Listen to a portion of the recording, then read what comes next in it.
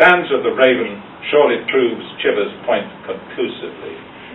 Once upon a midnight dreary, while I pondered, weak and weary, over many a quaint and curious volume of forgotten lore, while I nodded, nearly napping, suddenly there came a tapping, as of someone gently rapping at my chamber door. "'Tis some visitor," I muttered, tapping at my chamber door, only this and nothing more. Poe, to his lasting discredit, never did acknowledge his debt to Chivers. Now, of course, we see clearly the motivation behind Poe's bizarre mixture of gross insult and grudging praise we heard earlier. Confronted with a creative genius every whit as great as his own, Poe had sought publicly to disparage his challenger, hoping perhaps that the Southern would quietly disappear, but taking mental note to incorporate aspects of Chivers' work into his own poetry. I referred a few moments ago to Lydia Sigourney, the sweet singer of Hartford. Scarcely remembered nowadays, between 1815 and 1865, the astonishingly prolific Mrs. Sigourney was second only to Longfellow in popularity. In her best years, she produced 9 books, and her letters to young ladies went through 20 American and 5 British editions. Her poems would be found scattered throughout the 300 periodicals to which she contributed, and they were devoured by young ladies anxious to improve themselves. Mrs. Sigourney achieved occasional moments of poetic brilliance, riving Lafayette with the interesting observation that tears are wet, for example,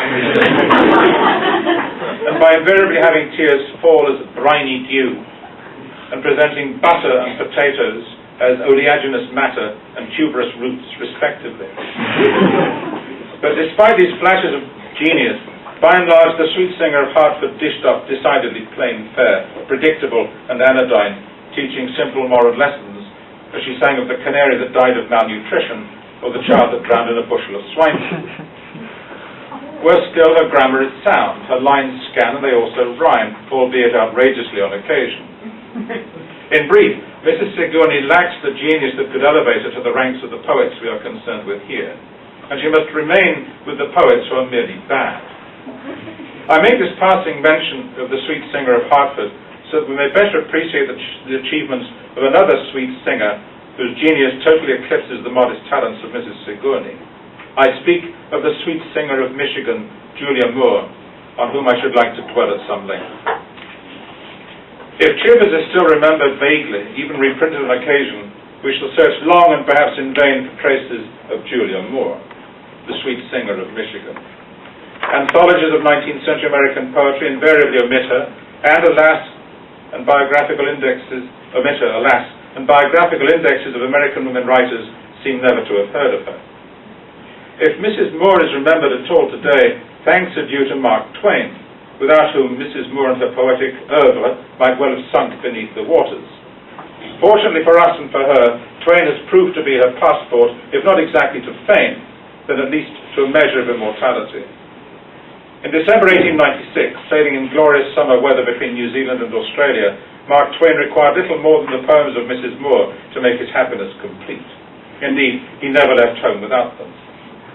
In Following the Equator, he wrote, "I find in them the same grace and melody that attracted me when they were first published 20 years ago, and have held me in happy bonds ever since." Julia Moore was born in Plainfield, Michigan in 1847. By the age of 19, she was married and ready to submit a collection of her poems to a publisher in Cleveland, Ohio.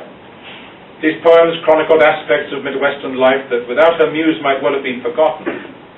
It may well be that the only poem ever written on the sport of cricket in the United States was Mrs. Moore's ode in praise of the Grand Rapids Cricket Club, one of her most memorable triumphs.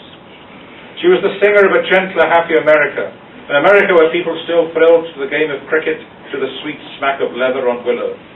It was an America whose days were numbered, however. Not long after this poem was written, baseball ousted cricket in the public's affection.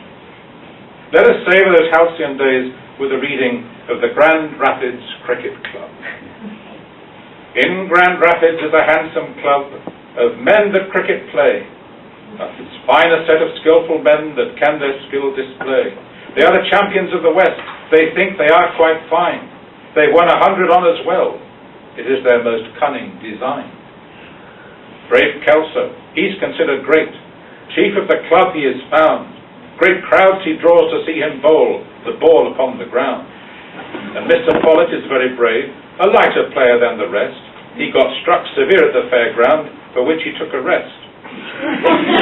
When Mr. Dennis does well play, his courage is full great, and accidents to him occur, but not much though of late. Imagination runs riot. What kinds of accidents were these experiencing on the cricket pitch? I shouldn't interrupt. Sorry. Okay. The ball game is a dangerous game. Brave knights to play it though. Those boys would be the nation's pride if they to war would go. From Milwaukee their club did come, with thoughts of skill at play, but beat they was, and then went home. There's nothing more to say. Grand Rapids club that cricket play will soon be known afar. Much prouder do the members stand, like many a noble star. I think she grasps, so she conveys so well the astonishment of the Milwaukee team that found itself beaten by the Grand Rapids club. A bit like the American reaction to losing the Olympic Games, I suppose. Mrs. Moore was the chronicler, too, of domestic tragedies. The deaths of children claimed her attention, as they did that of Chivers, but inevitably the doctor from Georgia and the farmer's wife from Michigan had markedly different approaches to the subject. Chivers tends at times to overawe the reader with his vocabulary and the majestic sweep of his imagination. Mrs. Moore, on the other hand, is the poet of the kitchen table. She is at once sensitive, down to earth, and dramatic, as we see in her unforgettable poem about Little Libby. Let us sample one or two stanzas. One more little spirit to heaven has flown to dwell in that mansion above, where dear little angels together roam in God's everlasting love. One morning in April a short time ago, Libby was active and gay. The Saviour called her, she had to go, ere the close of that pleasant day. While eating dinner, this dear little child was choked on a piece of beef. Doctors came, tried their skill a while, but none could give relief. It is a chilling tale of life and death before the age of the Heimlich maneuver.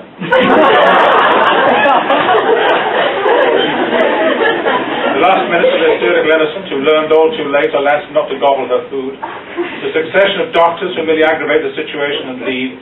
Everything is described in harrowing, stark simplicity. What comes as a shock to the modern reader is the critical response which greeted the publication of Mrs. Moore's poems. Urban critics, cologne defeat, and lacking the aesthetic wherewithal to recognize Mrs. Moore's particular genius, adopted for derision and subjected the poet to attacks whose cowardice and malice in our more polite age strike us as outrageous. The Rochester Democrat managed to be both illogical and insulting by saying of her book that Shakespeare, could he read it, would be glad that he was dead.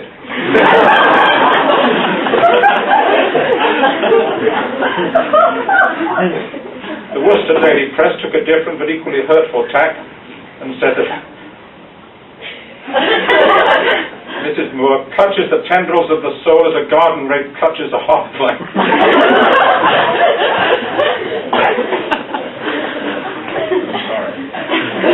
Calls the reader to a closer sympathy than that which exists between the man and his undershirt.